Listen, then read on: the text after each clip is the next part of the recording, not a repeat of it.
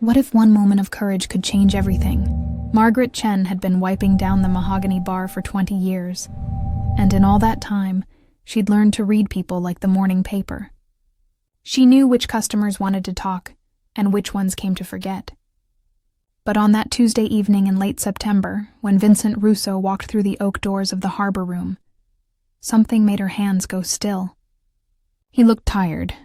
Not in the way working folks get tired, but tired in the soul. His expensive suit couldn't hide the heaviness in his shoulders. She watched him slide into the corner booth, the same one where her late husband Danny used to sit on quiet afternoons. And that's when she noticed them. 3 men in dark coats, ordering coffees they'd never drink, watching Vincent with cold, patient eyes.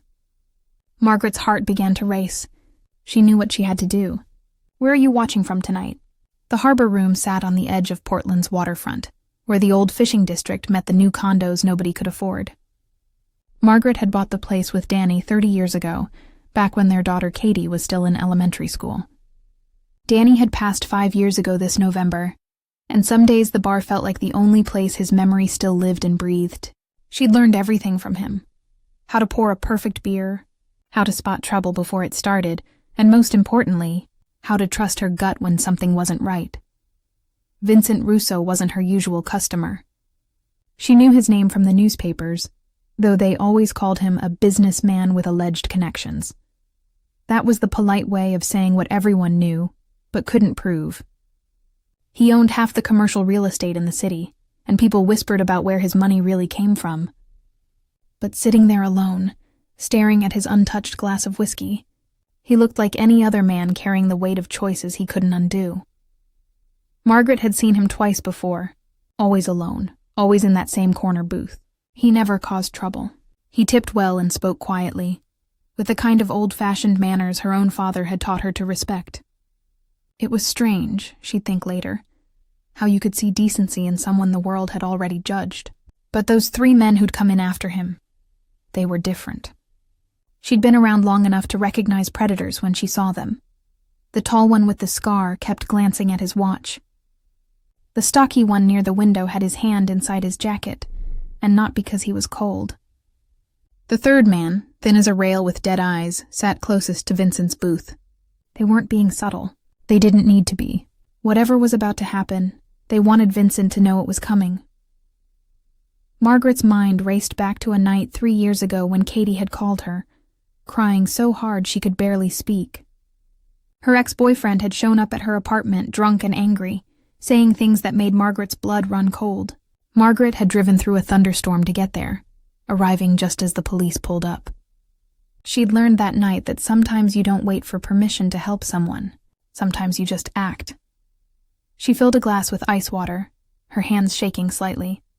The dinner rush was over, and only a handful of customers remained scattered throughout the bar. The bartender from the evening shift had already left. It was just Margaret, the cook in the back, and whatever was about to unfold in her establishment. She thought about calling the police, but what would she say? 3 men were drinking coffee? A businessman was sitting alone?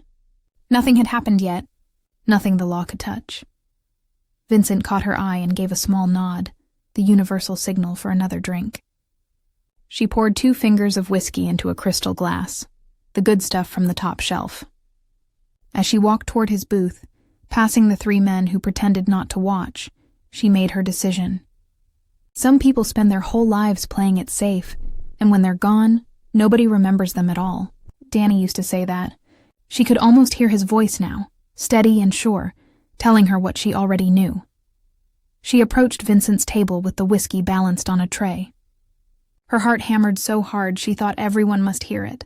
The 3 men tensed, hands moving slightly, like wolves deciding if the moment had come.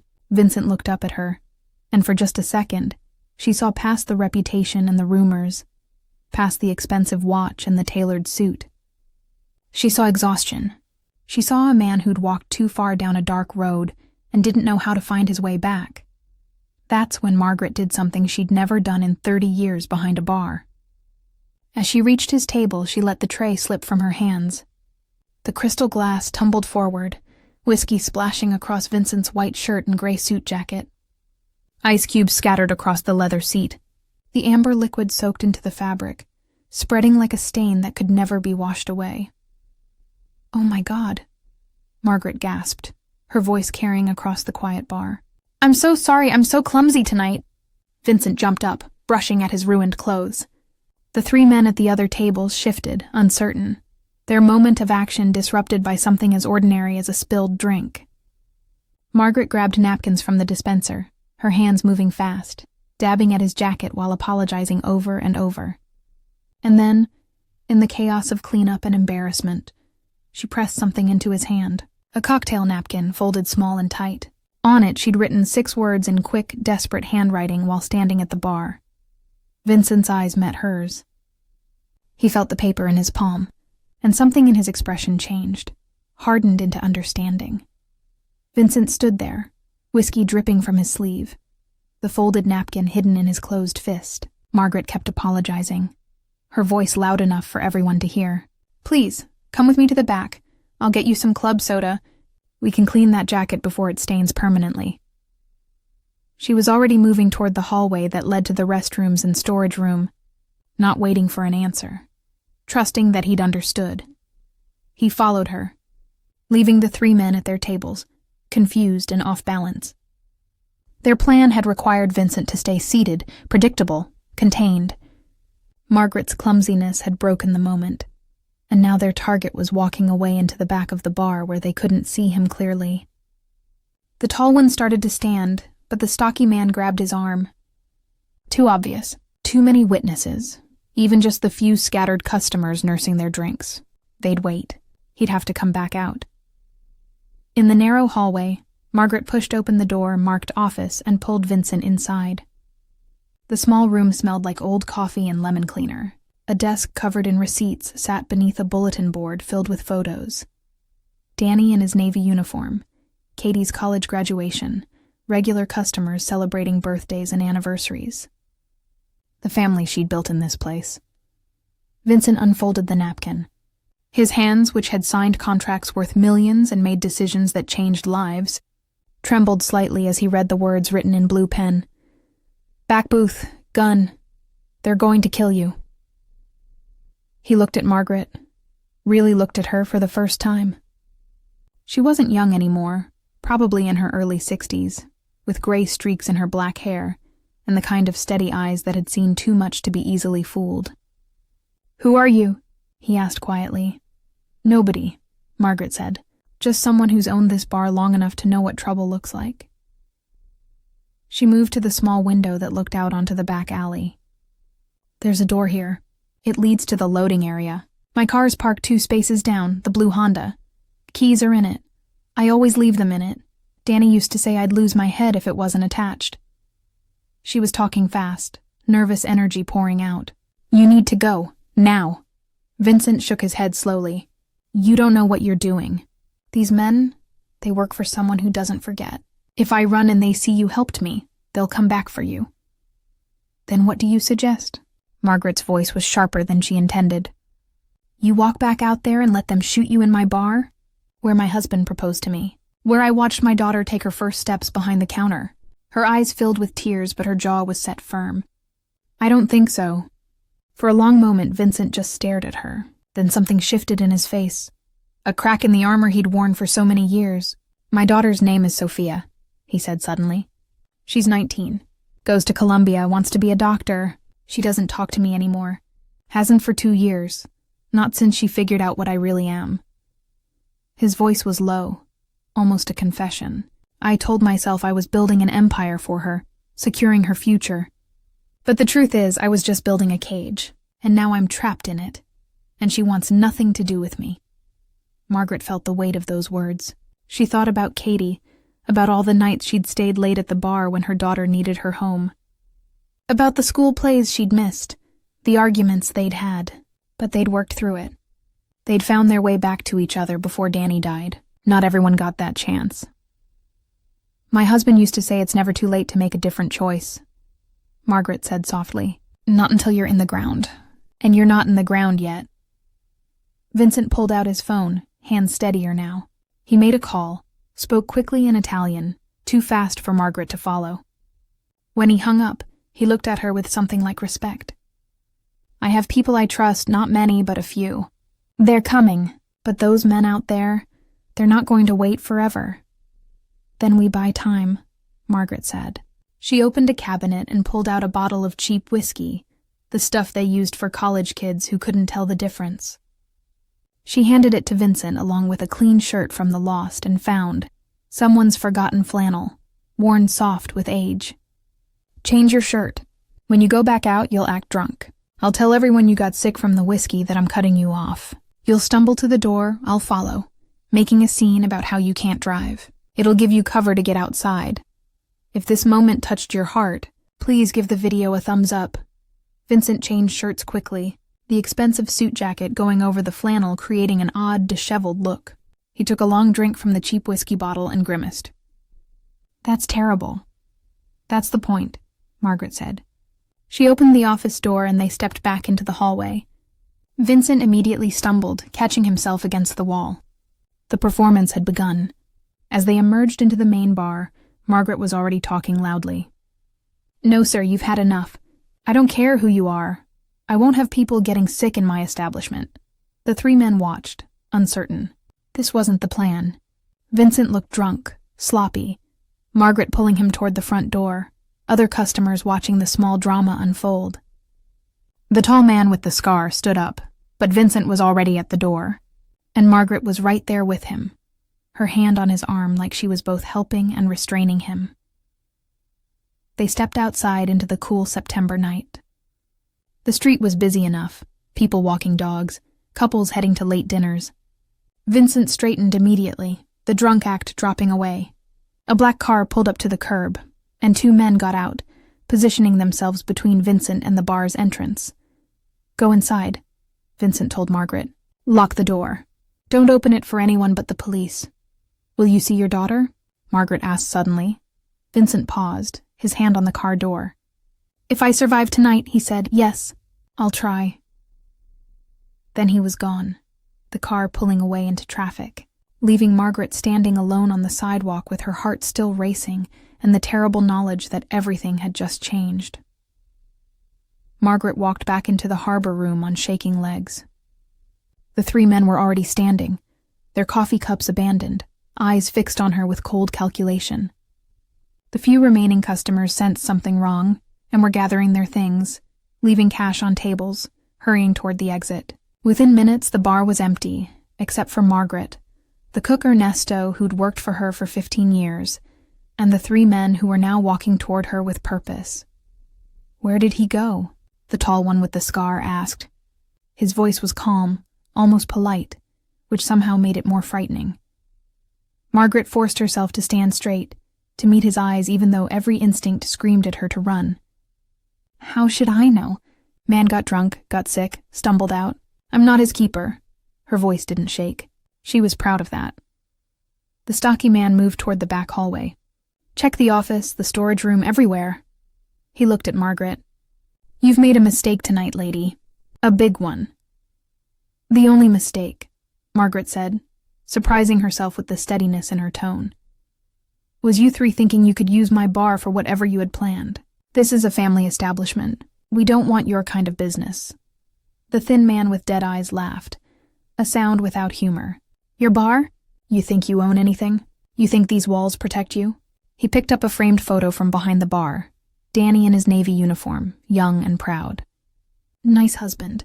Be a shame if something happened to his memory. If this place burned down, say. If accidents started happening to people you care about. Margaret's blood ran cold, but she'd spent 30 years dealing with drunks, fighters, and men who thought they could intimidate a woman alone. "Put that down," she said quietly. "Now." Something in her voice made him pause. Maybe it was the absolute lack of fear, or maybe it was the way her hand had moved beneath the bar where Danny had installed a silent alarm 20 years ago, the button she'd just pressed that sent a direct signal to the police station 3 blocks away. The stocky man came back from the hallway. "He's gone. Back door's unlocked." She helped him run. They moved closer to her, forming a semicircle around the bar. Margaret thought about Katie, about the granddaughter she might never meet now, about all the ordinary futures she'd just gambled away for a man she barely knew. But she also thought about the look in Vincent's eyes when he'd talked about his daughter, about the weight of regret she'd heard in his voice. Sometimes you don't save people because they deserve it. You save them because leaving them to die would kill something inside you. You know what happens to people who interfere in our business? The tall one leaned across the bar. You know the kind of men you've just made enemies of?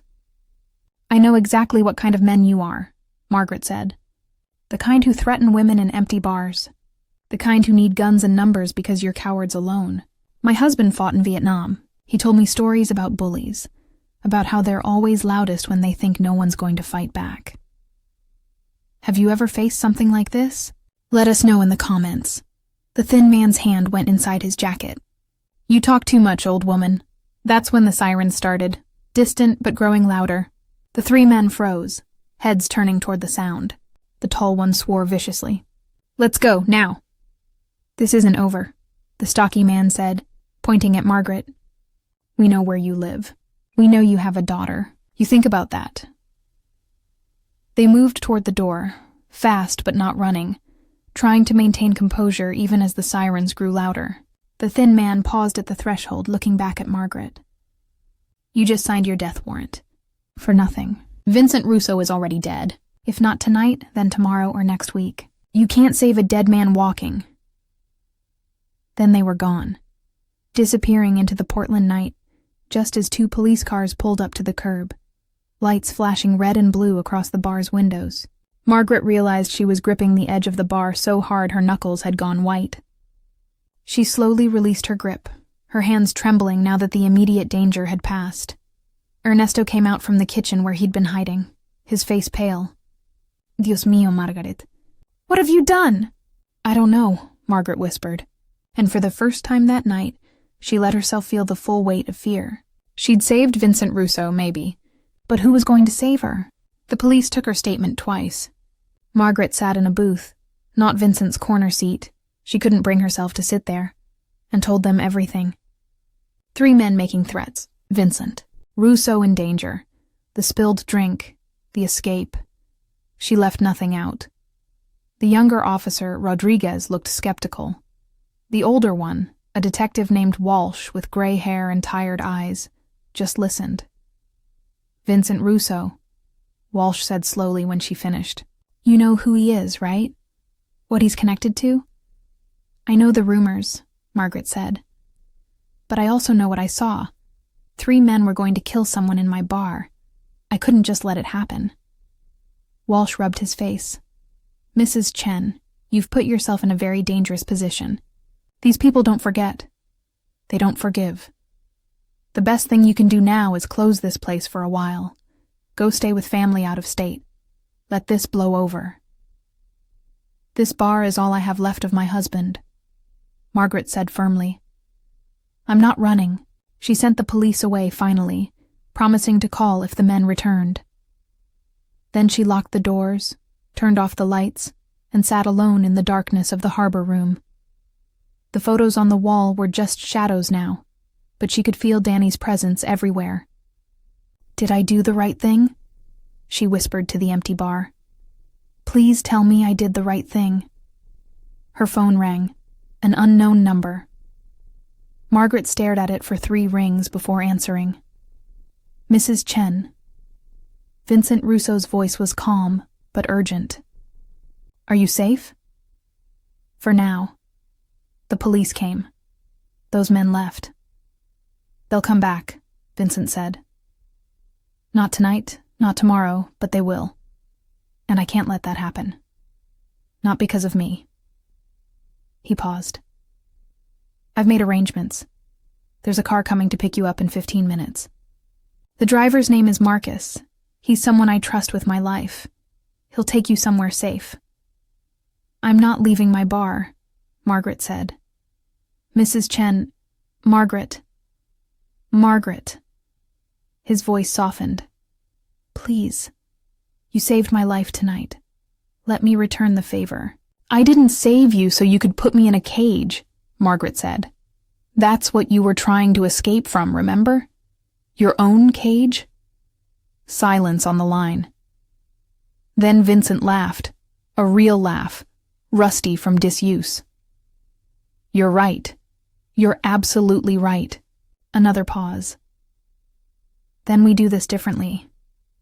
I'm meeting with someone tomorrow. The man who sent those 3 after me.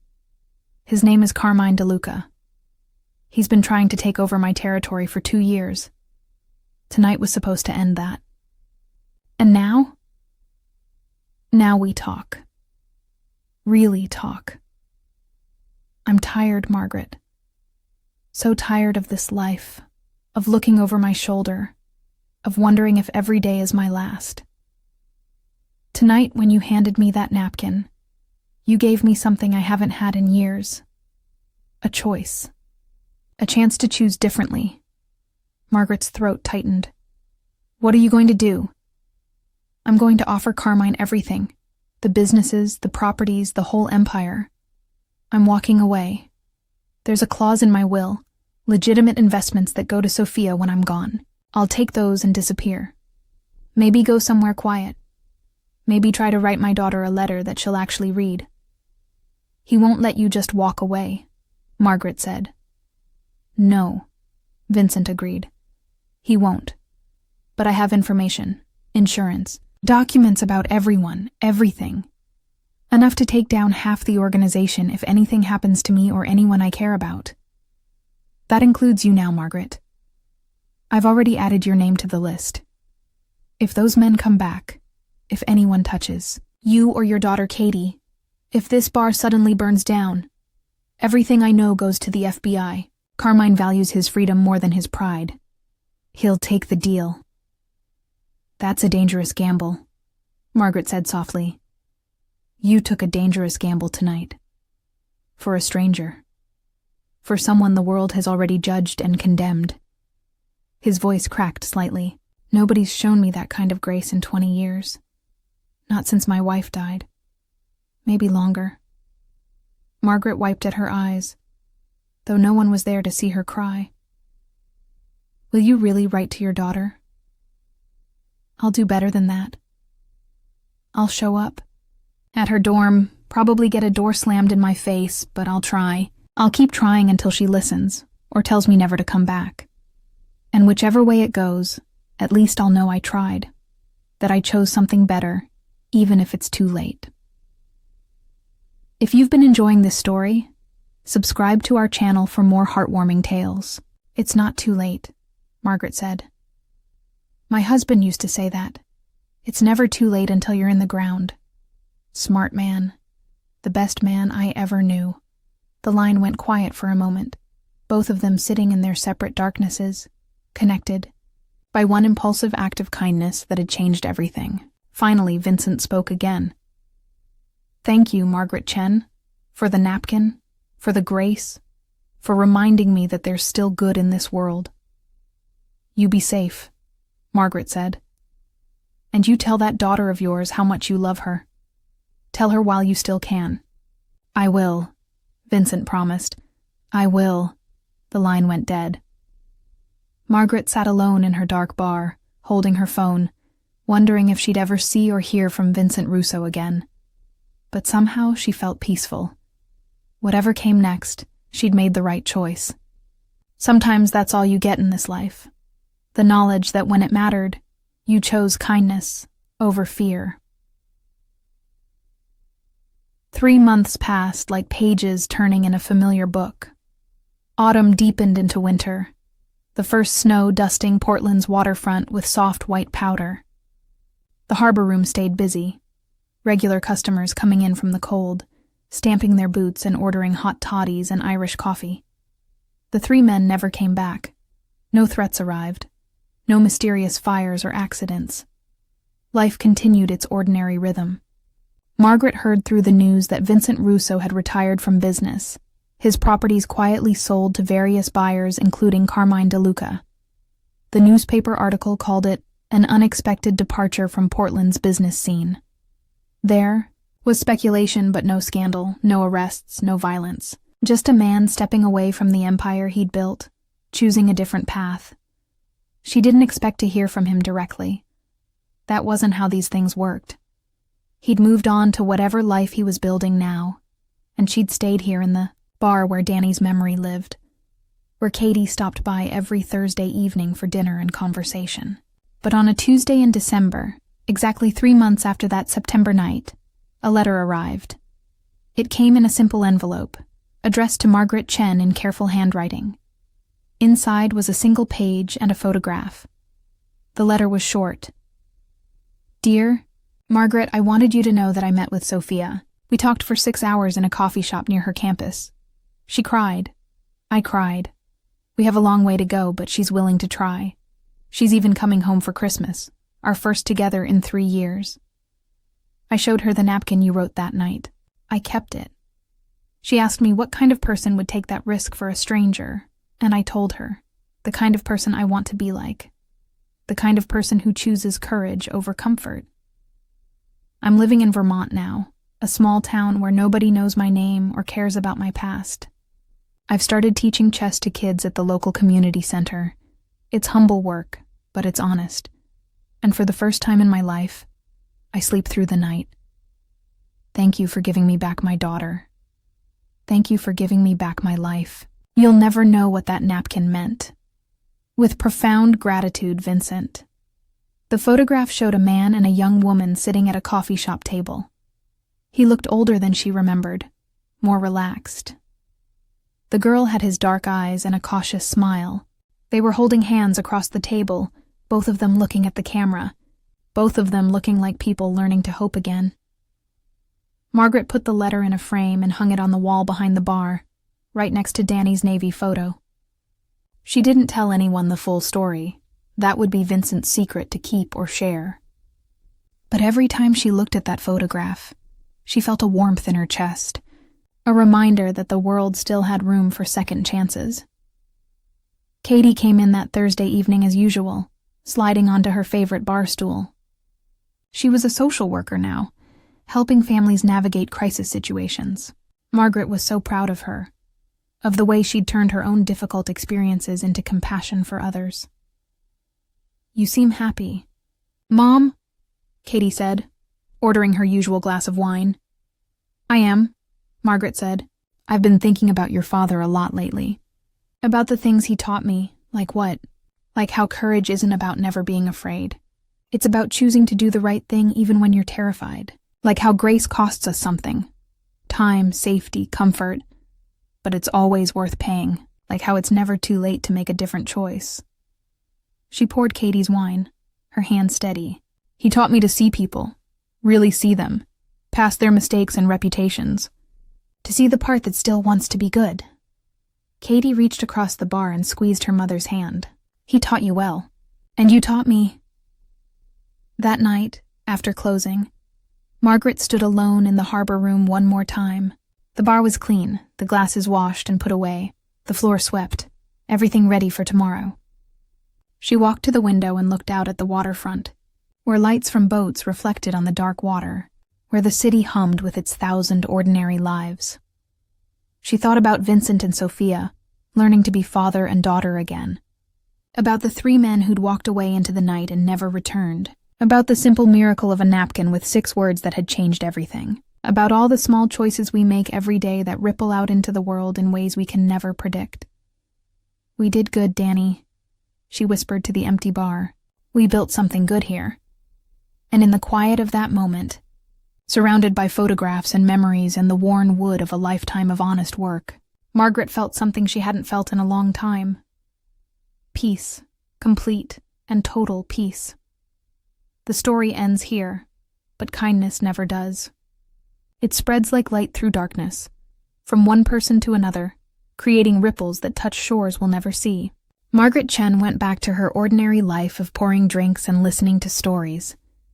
But she carried with her the knowledge that when it mattered most, she'd chosen love over fear, courage over safety, grace over judgment, and somewhere in a small Vermont town, a man who'd been lost was teaching chess to children, talking to his daughter on the phone every Sunday, learning to be the person he should have been all along. If you enjoyed this story, please remember to leave a comment with your thoughts, and subscribe for more heartwarming tales. Thank you for sharing this journey with us tonight. May we all have the courage, when our moment comes, to write those 6 words that change everything. They're going to kill you. Run.